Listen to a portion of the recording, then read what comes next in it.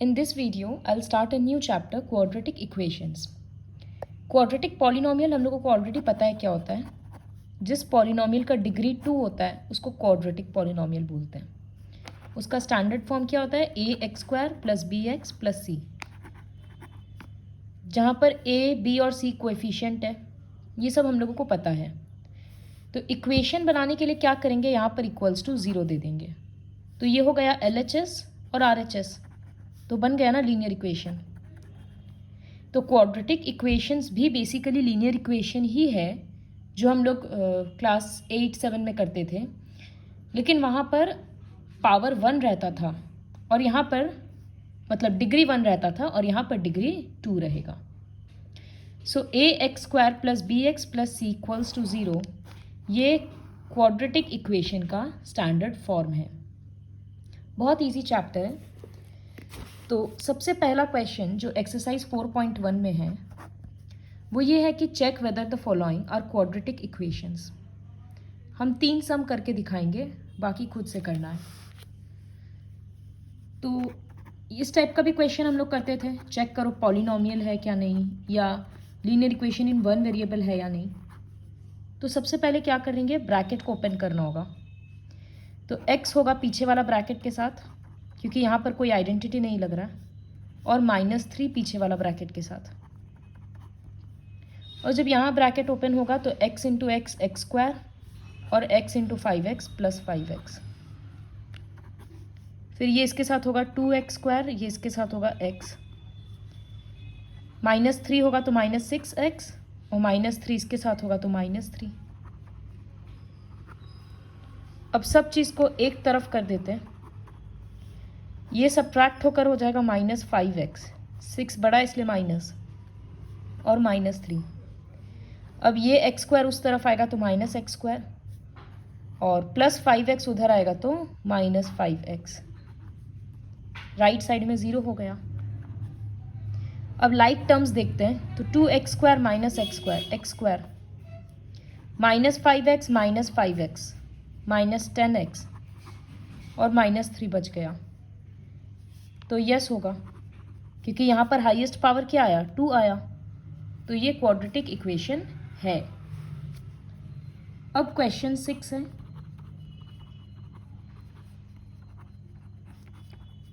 तो सबसे पहले राइट साइड में ब्रैकेट ओपन करना होगा, जिसमें हम लोगों को आइडेंटिटी लगाना होगा.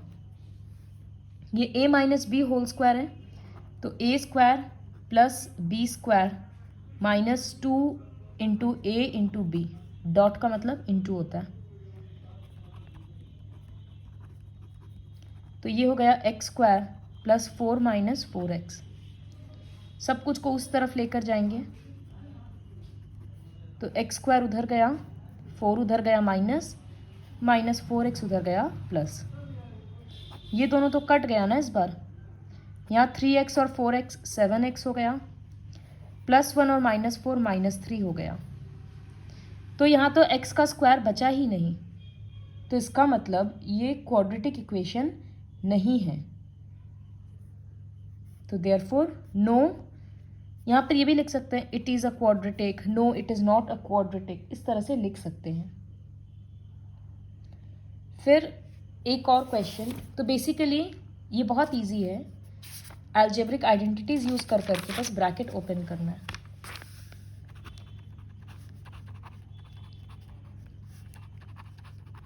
फिर 7th क्वेश्चन. तो यहाँ पर a plus B whole cube, तो ये क्या होता है? a cube plus B cube plus 3a square B plus 3ab square. ये आइडेंटिटीज़ है, क्लास 9 का है, इसलिए हम नहीं एक्सप्लेन करेंगे. जिसको नहीं आ रहा है वो क्लास 9 का बुक खोल के देख लो. a cube B cube 3a square B 3ab square. ये इसके साथ मल्टीप्लाई होगा तो 2x क्यूब, और जब ये इसके साथ होगा तो -2x. अब ये होगा x का क्यूब, 2 का क्यूब 2 इंटू 2 इंटू 2 8. यहाँ पर 3 इंटू 2 6 और x स्क्वायर रह जाएगा. यहाँ पहले 2 का स्क्वायर निकालेंगे, 4 इंटू 3 12, तो 12x. और राइट साइड का लिख दिया. अब सब चीज़ को लेफ़्ट साइड ले जाएंगे, तो यहाँ अरेंज करके थोड़ा लिख देते हैं। फिर 12x फिर 8, ये उधर जाकर माइनस होगा और -2x उधर जाकर प्लस होगा। तो इधर एक्स क्यूब है और इधर एक्स क्यूब है, अपोजिट साइन सब्ट्रैक्ट हो गया, 2 बड़ा इसलिए माइनस लग गया। 6x² लिख दिए, यहाँ 12x है और यहाँ 2x है, ऐड होकर 14x हो गया और 8। तो since degree is 3, therefore it is not a quadratic equation. इस तरह से पूरा क्वेश्चन 1 कंप्लीट करना है। सब में सिर्फ यही है, check whether the following are quadratic equations. अब सेकंड में बोला है कि represent the following situations in the form of quadratic equation, मतलब क्वाड्रेटिक इक्वेशन बना बनाकर छोड़ देना है, जैसे हम लोग लीनियर इक्वेशन का फर्स्ट वर्कशीट में किए थे ना, उस तरह से। तो ये बात याद रखना, लीनियर इक्वेशन में हम लोग हमेशा ही एक्स और वाई से शुरू करते थे, लेकिन क्वाड्रेटिक इक्वेशन में दिख रहा है कि एक ही वेरिएबल है, सिर्फ एक्स या सिर्फ वाई, तो हम लोग क्वेश्चन एक ही वेरिएबल लेकर सॉल्व करेंगे। जैसे यहाँ एरिया दे दिया, area of rectangular plot, length है 1 more than twice its breath. जिस तरह से हम लोग क्लास 8 में करते थे कि जो पीछे में लिखा होता है उसको एक्स लेंगे। Let the breadth be x, तो देन लेंथ इक्वल्स टू क्या होगा, तो length of the plot is 1 more than twice its breadth. Twice its breadth मतलब 2x और उससे एक ज़्यादा +1, ठीक है। उसके बाद एरिया क्या होता है, यहाँ एरिया दे दिया 528, जबकि एरिया क्या होता है, लेंथ इंटू ब्रेथ। तो लेंथ के बदले हम ये लिख दिए, इनटू ब्रेथ के बदले ऐसे लिख देंगे। अब ब्रैकेट ओपन करेंगे तो ये होगा 2x² और फिर मल्टीप्लाई के +x। अब 528 उस तरफ चला जाएगा तो 0 हो गया। तो ये हो गया ना क्वाड्रेटिक इक्वेशन। याद रहे, इस क्वेश्चन को हम 2 वेरिएबल्स में भी सॉल्व कर सकते हैं। जस्ट कंफ्यूजन क्लियर करने के लिए दिखाते हैं। अगर 2 वेरिएबल्स होता तो हम क्या करते, ब्रेथ को x ले लेते, लेंथ को y ले लेते और एरिया कर देते xy = 528। लेकिन जब हम लोग 2 वेरिएबल्स में सॉल्व करते हैं ना, तब हम लोगों के पास 2 इक्वेशन बनता है। तो इक्वेशन 1 देते हैं, फिर इक्वेशन 2 निकालते हैं। लेकिन जब हम लोग क्वाड्रेटिक इक्वेशन कर रहे हैं ना, तो इसमें हमेशा एक ही इक्वेशन बनेगा। कुछ कुछ क्वेश्चन ऐसा होता है कि हम लोग लीनियर से भी सॉल्व कर सकते हैं और क्वाड्रेटिक से भी। तो एग्ज़ाम में कन्फ्यूजन का कुछ नहीं है, जिस प्रोसेस में हो सकता है उसमें कर देंगे। अभी के लिए सब कुछ इग्नोर करके ये याद रखना है कि इस चैप्टर में सब कुछ 1 वेरिएबल में सॉल्व करना है। तो जिस तरह से हमेशा क्लास 8 में बताते थे कि पीछे वाला पोर्शन को x लिया जाता है, तो यहाँ पर ब्रेथ पीछे में है तो ब्रेथ x हो गया। अब लेंथ इज मतलब इक्वल्स टू 1 मोर देन, तो 1 + 2x, तो उसी को हम लिखे 2x + 1।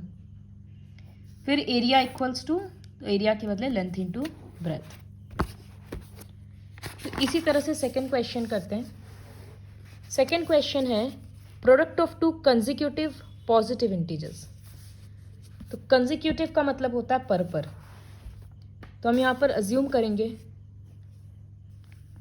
क्वेश्चन 2 में कि let 2 consecutive integers be x and x + 1। ये हो गया पर। अब अकॉर्डिंग टू प्रॉब्लम क्या दिया है कि दोनों का प्रोडक्ट है 306। तो हम विच इम्प्लाइज देकर लिख सकते हैं, प्रोडक्ट मतलब एक नंबर है x, दूसरा है x + 1, इस तरह से। ये इसके साथ मल्टीप्लाई होके x², ये इधर मल्टीप्लाई होके x, 306 को हम उधर ले आएंगे तो इधर 0 हो गया। कितना इजी है ये। फिर थर्ड क्वेश्चन, ये क्वेश्चंस तुम लोग खुद से ट्राई करो वीडियो पॉज करके और फिर प्ले करके देखो आंसर सेम आया कि नहीं। इसमें है Rohan's mother is 26 years older than him. तो यहाँ पर पीछे में क्या है, रोहन्स मदर या हिम? हिम मतलब रोहन, तो यहाँ रोहन का एज को x लेंगे। फिर उसकी मम्मी का एज क्या है, उससे 26 ईयर्स बड़ी है, तो इसका मतलब x प्लस 26। तो पहला है statement, let the age of Rohan be x years, age of his mother वो होगा x प्लस 26। 26 के साथ x को मल्टीप्लाई मत कर देना, ऐड होगा वो यहाँ पर, ठीक है। अब बोला है the product of their edges 3 years from now will be 360, मतलब आज से 3 साल के बाद। तो जब इस तरह का क्वेश्चन रहता है तो सबसे पहले हम ये निकालेंगे कि 3 साल के बाद एज कितना होगा। तो after 3 years age of Rohan 3 add हो जाएगा तो x प्लस 3, और एज ऑफ हिज मदर,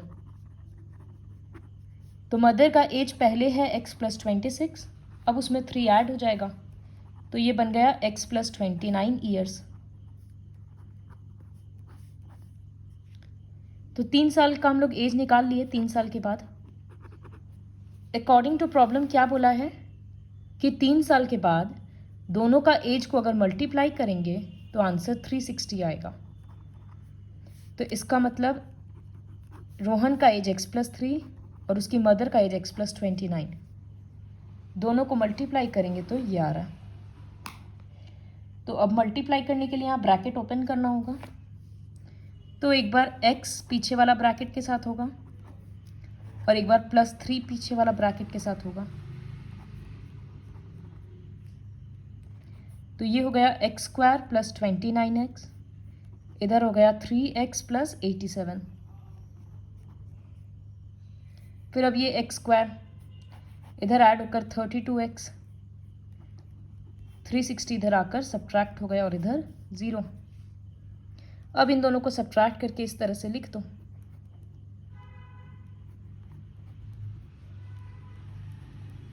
ये रहा आंसर।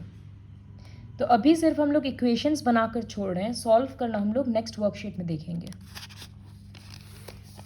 फिर इसी तरह से लास्ट क्वेश्चन, ये क्वेश्चन बहुत इंपॉर्टेंट है, अभी तक का तो क्वेश्चंस इजी था।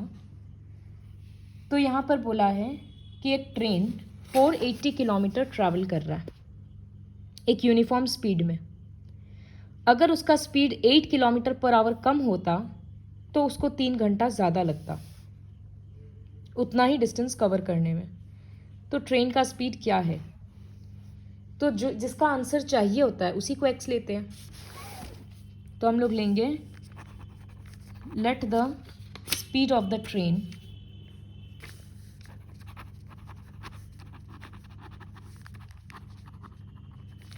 B x kilometre per hour. अब डिस्टेंस कितना है? 480 किलोमीटर।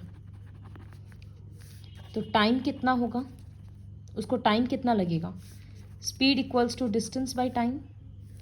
टाइम ऊपर जाएगा, स्पीड नीचे आएगा, तो डिस्टेंस बाय स्पीड हो गया। तो टाइम क्या है? Distance by speed. इसका मतलब डिस्टेंस है 480, स्पीड है x, इसका यूनिट होगा आवर। तो अगर उसका speed x kilometre per our है और उसको 480 किलोमीटर ट्रैवल करना है तो उसको इतना टाइम लगेगा। अब नया स्पीड क्या है? उसका स्पीड 8 किलोमीटर पर आवर कम जाएगा, तो उसका नया स्पीड है x minus 8 kilometre per our, और डिस्टेंस तो अभी भी 480 ही है।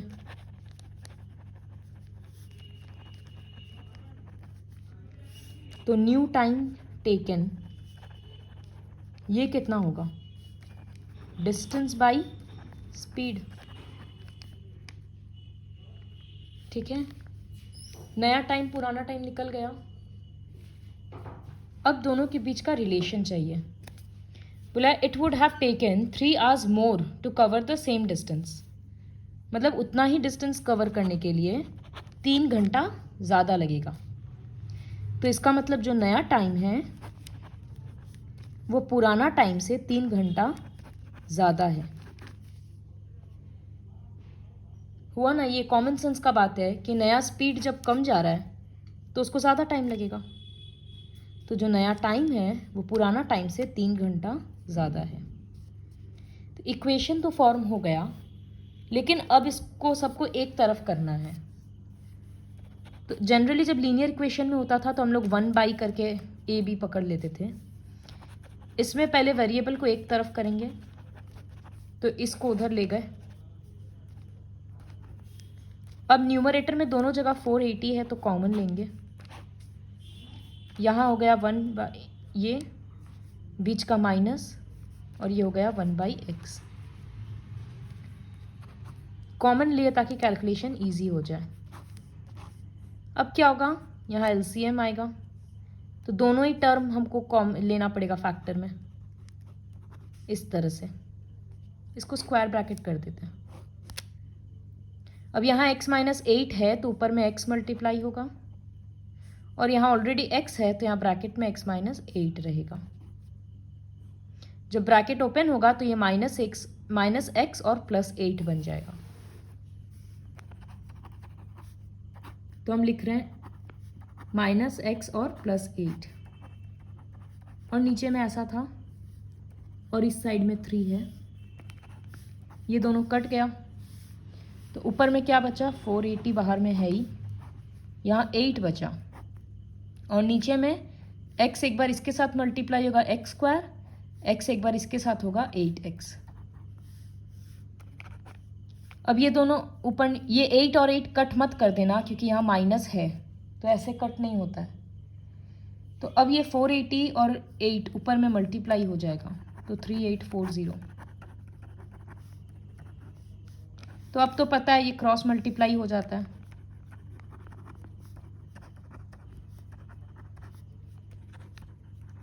फिर उधर ब्रैकेट ओपन होगा तो 3x² - 24x। सब कुछ एक तरफ करते हैं तो उधर ले जा रहे हैं।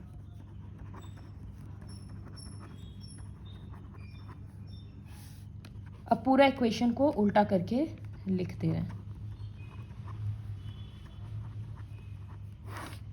तो ये हो गया, इक्वेशन बन गया। तो इस तरह से पूरा वर्कशीट कंप्लीट करना है।